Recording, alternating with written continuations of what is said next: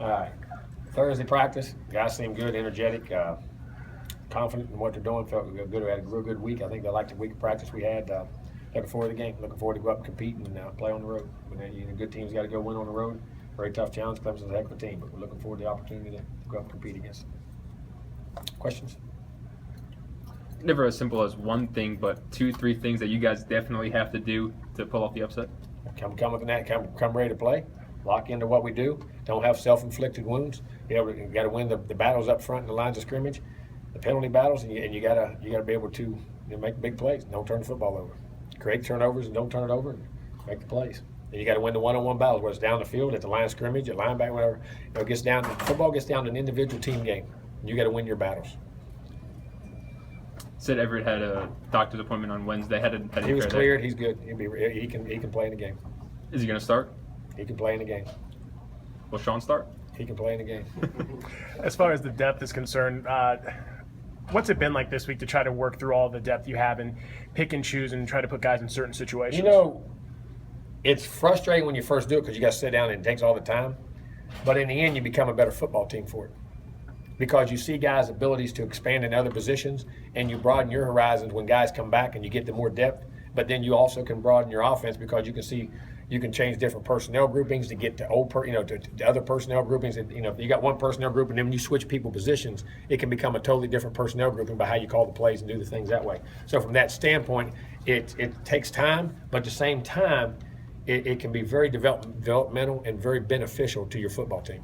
And you can see some other guys' capabilities of what they can do in certain situations when the hand is forced. And coaches too, because we don't want to do it either all the time. We say you're going to do it, and you do it a little bit. When you have to, you got to commit to it. So that's one of the reasons I like this week of practice. I really liked our practice this week. Coach, coming off of that, 28 freshmen so far have seen playing time on the field. What does that say, given the injuries that have happened? What does that say, depth-wise and talent-wise, that your team has been able to kind of embrace? Well, I think you got a lot of young guys that are maturing very quickly. They're accepting roles to step up in that regard and have done a great job at it. Also, our willingness to play freshmen, our assistant coaches' ability to develop those guys and get those guys ready to play. And then like we tell them when you get here, there's no age limit on play, and we have no problem with that. And all that's going to do, if you get the more depth you get, the more you can help your even those upperclassmen, those veterans, toward the end of the year, they can stay fresher, healthier, do the things they got to do now that when we get everybody back. Please assess how you think the scout team did this week in terms of getting you guys ready for I thought they did a great job. They were all energetic. Guys were willing to do anything they had to do to give us a look. Is Jock Fitzpatrick fully healthy? Yeah, I tell you what, Jockey has run good today. I mean, you come off a game as a back. You're the first part of the week. If you run the ball 25, 30 times, you're nicked and nacked. I mean, you know what I mean. But usually about Wednesday, you start kicking back in and going. He was good today.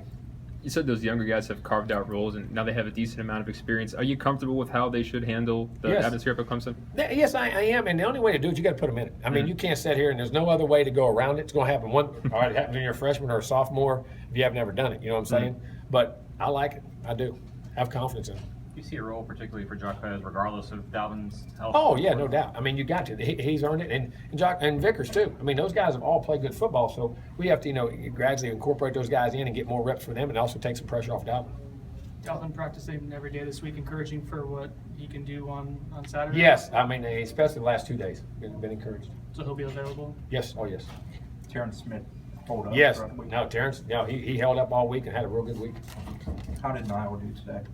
Everything I heard is good. I'll have to wait to the report till the doctor checks him again, after that. But everything seemed good. Was he practicing yesterday too, or just? Yeah, he did some reps. He didn't do he did a partial practice yesterday. How's Pender coming along? Actually, good. Pender's ready for the game. Pender can play in the game. Pender's available.